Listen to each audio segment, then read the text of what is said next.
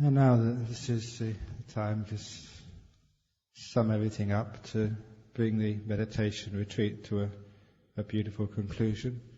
We always start these meditation retreats with a talk, just to get people started. But also you have to finish off these meditation retreats with a talk. Especially the question which everybody asks at this time is, how do I put all these practices into use in your daily life? Is this just something separate from your life with your family in the office in the world? Or is it somehow part of life? And even during the interview times, I made a few comments about this, especially this morning. And sometimes people, especially people coming on a retreat, sometimes have some confusion. They think, oh, when I get back home and when I go to work, should I just let go? When I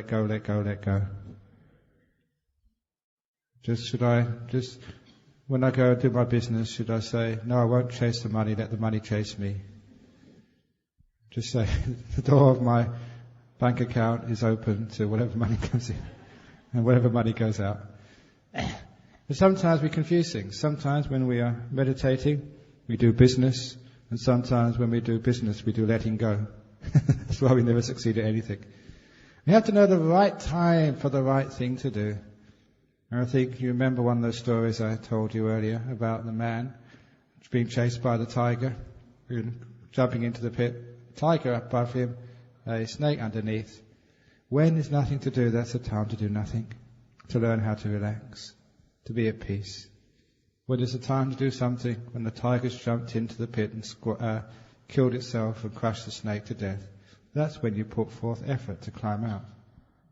So much of our life is like learning how to rest when it's time to rest, learning how to work when it's time to work. I'm not a hypocrite. I work very hard as a monk, but it's also when it's time to rest, I can really rest and relax. So this is actually how I live my life. This is how I teach this life to others. So that in your business, in your world, you can be successful. What you've learnt in this retreat, if you understand it and put it into proper practice, is very useful for your life. If you're in a family life or in a business, sometimes it can be very stressful. Especially in business. You have to work so hard. The competition is so great. Or if you're studying, again the competition is great. But because I learned how to meditate when I was studying, my meditation really worked for me. Many of you may have heard this story before, but I'll tell it because it shows how meditation helped me pass my final exams and do very well. In those days at Cambridge University, I was doing my finals in theoretical physics. All of the work you've done over the last 3 years counted for absolutely nothing. Everything was down to one final set of exams. It was 6 days, the exam period, with a 3-hour exam in the morning, 1 hour for lunch, and a 3-hour exam in the afternoon. Monday, Tuesday, Wednesday, Thursday, Friday, Saturday. These days you wouldn't think of doing things like that. It was torture. And that's what you call stress, when all of the people are telling you, this is your final exams, this is your degree, pass or fail, it's 6 days. If you blow it and mess up, that's 3 whole years, completely wasted. This is important. So they really put on a lot of stress. Now, I think to myself, if only I would have realized at the time that I would eventually become a monk, I wouldn't have needed to worry so much. But I didn't know that at the time, so I had to work very hard. But my advantage over my fellow students was this. After the morning exam every day, when we all had 1 hour for lunch, I never had any lunch. Instead of having lunch, I go back to my room. It took me 5 or 10 minutes to get back from the examination room to my college, get into my room. For every lunch time, I didn't have anything to eat, except I just sat down and meditated for half an hour. It was a brilliant strategy. And this is what happened. As soon as I sat down on my meditation cushion in my room in college, As soon as I started just to relax, the first thing which came up into my mind was the morning exam. I started thinking about what I'd done, whether I'd answered the question correctly or not. Now, because I'd been to meditation retreats like this one, I'd been told and I'd understood the past is gone. You cannot change those examination papers now. Right or wrong is too late. It's a waste of time worrying about it. I let go of the past. So the next thing which came up into my mind after let going of the morning examination was the afternoon exam. And I started worrying about this important exam which was coming in maybe only 45 minutes' time. And I thought, should I get those books out, get out my notes and do some more revision? But one thing I'd learned from experience is not just the future is uncertain, but I don't know if it's happened to you, but it always happened to me. Whatever I looked at the last minute never came up in the exam paper, never once. I'd wasted so much time, just the hour or two before the examinations of my life, thinking that this will come up, revising it, memorizing it, and it didn't come up at all. What a waste of time. So, realizing the afternoon examination was completely uncertain, I let go of the future. It was a waste of time worrying about it. And more importantly, I remembered what this period was called. It was called lunch hour, rest hour. In that 1 hour, you're not supposed to be doing examinations. You're not supposed to be doing the morning exam and the afternoon exam at the same time in your lunch hour. But that's what I was doing, and I remembered the past and just went off into the future. Because I'd learned this meditation practice, I could let go of both pretty easily. Now for you, the morning exam, the afternoon examination may not be university examinations in theoretical physics. It might be another client who's coming later on this afternoon. It may be something your boss said this morning. It's the tests and examinations of your life. How often do we carry around those tests we've already completed, worry about them, think about them, what we said, I've only said it differently. How often do we take the afternoon examinations, the tests and examinations as trials of our future and worry about them, and it's never as we think it's going to be. We waste so much time and mental energy. When it was university exams, I didn't have time. I couldn't afford to waste that energy. So very easily I came into the beautiful present moment. However, once I let go of the past and the future, which for me was the morning and afternoon examinations, I came to the present moment. I received a very big surprise. When I started becoming present, becoming mindful, I noticed my body was shaking. I never thought of myself as a nervous person. And I could obviously appreciate that this was a special situation. Final examinations at the end of your university career.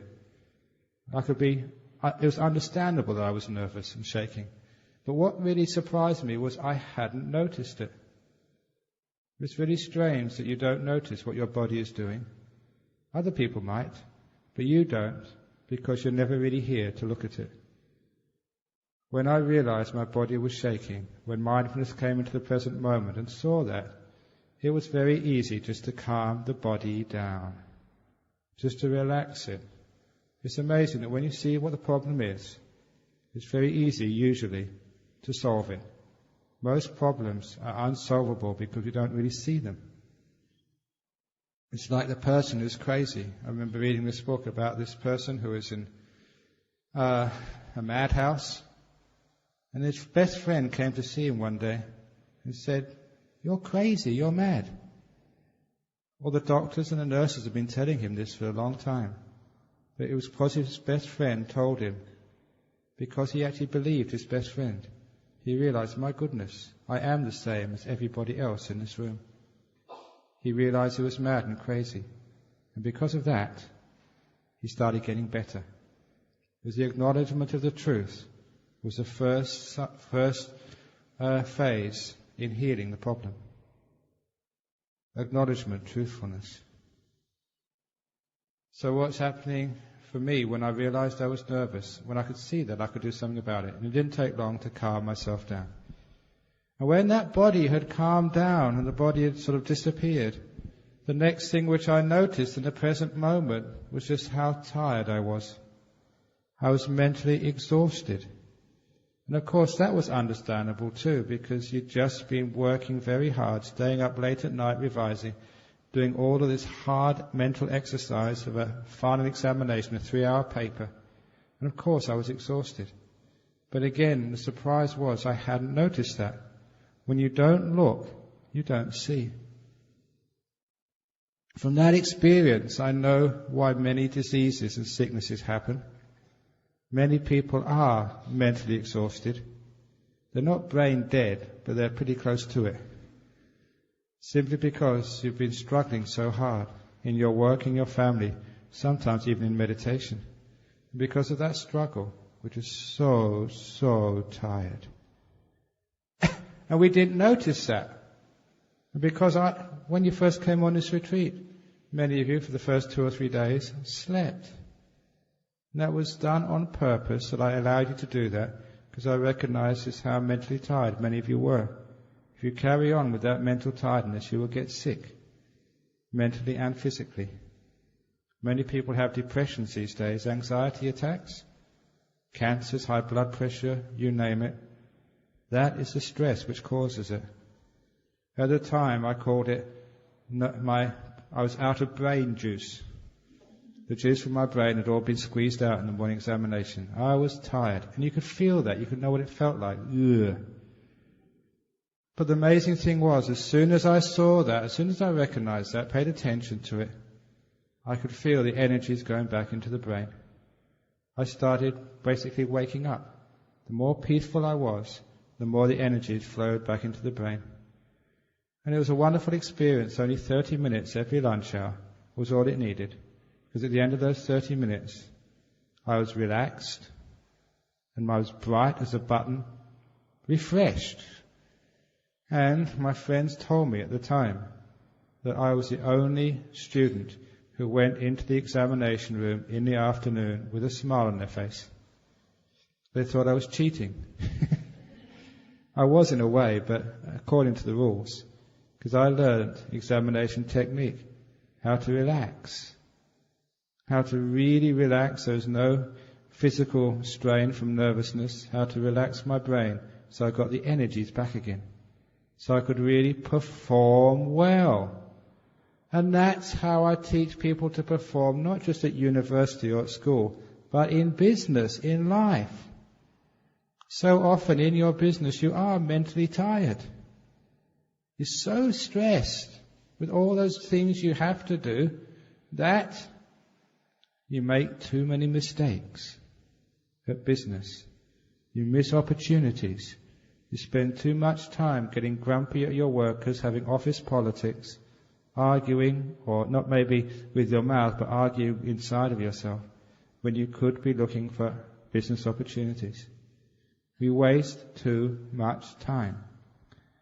So because of that, many people I teach how to relax, to spend some time of every day meditating in the office. There's one of, not my students, but a person I really respect, who is a lawyer in New York, a criminal lawyer.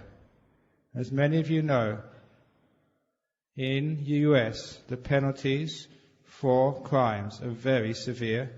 You can go to jail for, 3 or 4 lifetimes, say 300 years or 400 years. And they have the death penalty as well. So imagine you are defending somebody who's done a crime. If you make a mistake, they're dead. It's a very stressful profession, criminal law in the States. So, this particular lawyer had a way of dealing with the stress. He told one day he found a cupboard in his office. Together with his secretary, they cleaned out the cupboard from all the papers. They put them in some filing cabinet or somewhere else. So he had an empty cupboard. And from that time on, every day, for half an hour around lunchtime, he goes into his cupboard crosses his legs, meditates, while his secretary turns the key and locks him in. Every day he's locked in his cupboard, in his meditation cupboard, for 30 minutes. And if ever the telephone rings or any person comes to visit to call on him, I'm sorry, he's in his cupboard, says the secretary. He needs to do that in order to find space to meditate for 30 minutes. Even though it's a high pressure job, he does that to be able to take the high pressure. He does that because he knows the half an hour he spends in his cupboard being peaceful, away from the fax machine, the SMS messages, the hand phones, everything, that if he spends that half an hour in his cupboard, he makes up that time very quickly in the afternoon with greater efficiency. He does not make so many mistakes. And his secretary is more than willing to lock him away for half an hour, simply because if she doesn't do that, because of his stress, he's such a grumpy, angry, arrogant man in the afternoon. Like many bosses can be, not because of their character, but more because of the stress they had to deal with. It's a win-win situation for all parties, for the people he represents in the courts, for the secretary and for him. It's a way we deal with the stress of life. So it's not as if we can't find the time to meditate. We cannot afford not to take the time to meditate if you want to be efficient and successful in life. There's an old saying that there's not much time, therefore I must go slowly. It's a beautiful saying. There's not much time, therefore I must go slowly. If you had all the time in the world, you could rush, you could afford to make mistakes. When there's no time, you've got to walk slowly. I remember years ago we were doing some blasting at our monastery to try and get rid of some caprock to build one of our buildings. We helped with the engineer who had the explosives license. He often told us, he said, look, when we put the explosives in, we put the detonator in and we light it, you should never run. If you start running, that's always the most dangerous thing to do. People fall down, and that's where they get injured. In an emergency, he said, you must walk carefully, not run. And it was similar to that saying. When there's not much time, you have to go slowly, because you have to be careful.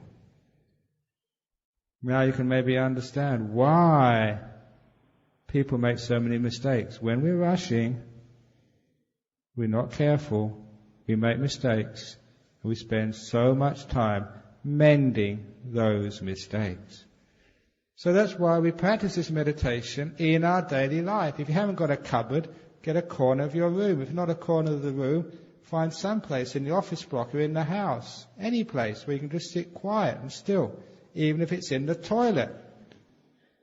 You can put the sign on, engaged.